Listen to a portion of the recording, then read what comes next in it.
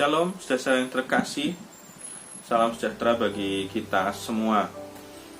Di hari Rabu tanggal 4 November 2020 kita merenungkan firman Tuhan dari Lukas 14 ayat 15 sampai dengan 24. Kalau kita perhatikan, cerita ini mirip dengan cerita paralelnya di Injil Matius 20.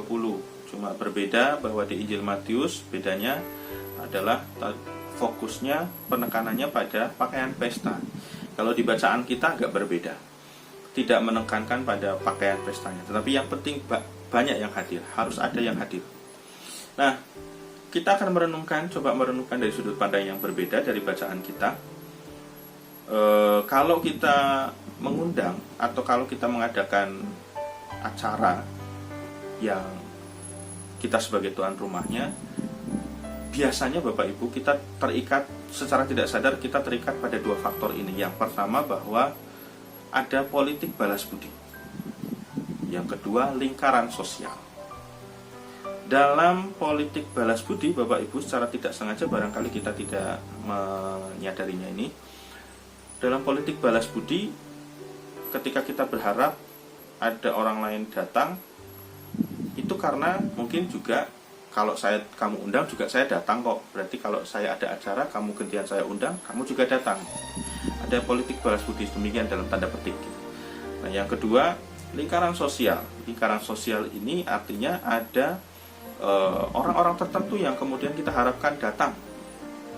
Entah itu lingkaran sosialnya terkait dengan persahabatan, entah itu lingkaran sosialnya terkait dengan rekan satu kerja, entah itu lingkaran sosialnya terkait dengan status sosial gitu ya, maksudnya ada status sosial tertentu yang kita harapkan mereka datang, sehingga ini menjadi faktor yang kemudian secara tidak sengaja barangkali bagi sebagian kita menjadi penentu ukuran kebahagiaan ketika kita melakukan kegiatan sesuatu, atau ketika kita melakukan pelayanan, atau ketika kita menolong orang, selain ketika kita mengundang orang lain.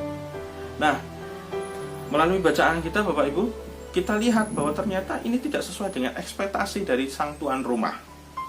Dua hal ini tidak terjadi, tidak terpenuhi. Nah, oleh karena itu kemudian kita melihat bahwa sang tuan rumah kemudian memutar kemudinya atau memutar harapannya, memutar cara berpikirnya 180 derajat berbeda sama sekali.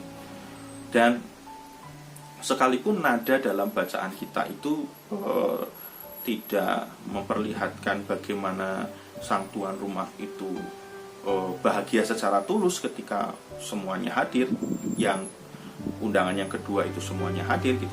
Tetapi ada hal yang bisa kita lihat dari sudut pandang yang berbeda, bahwa nampaknya suatu saat atau kadang-kadang kita harus belajar bahwa ukuran kebahagiaan kita berubah.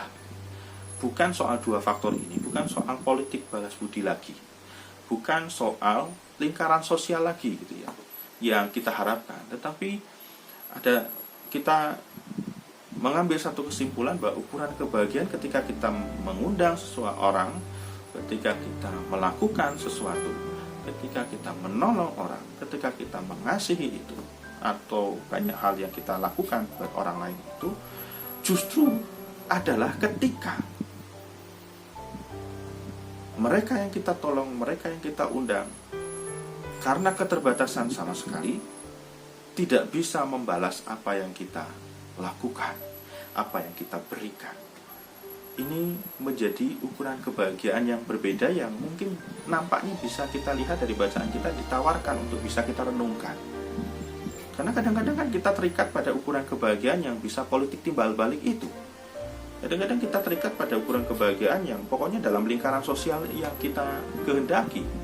Tetapi faktanya mungkin kita pernah melakukan atau kita pernah merasakan bahwa ini semua ekspektasi ini tidak terjadi.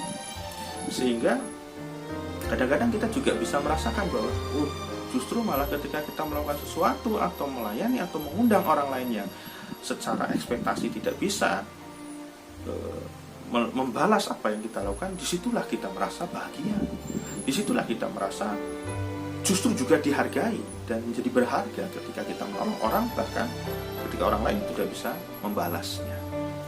Nah, oleh karena itu Bapak Ibu mengakhiri hari Rabu ini, barangkali ini bisa menjadi perenungan kita. Politik balas budi dan lingkaran sosial ini kita harus siap-siap menerimanya di luar ekspektasi kita, dan ukuran kebahagiaan kemudian tidak lagi seperti dua faktor ini. Nah, kiranya ini menjadi perenungan kita mengakhiri hari Rabu. Tuhan Yesus memberkati. Kasih karunia damai sejahtera dan persekutuan kekal menyertai saudara sekalian. Amin.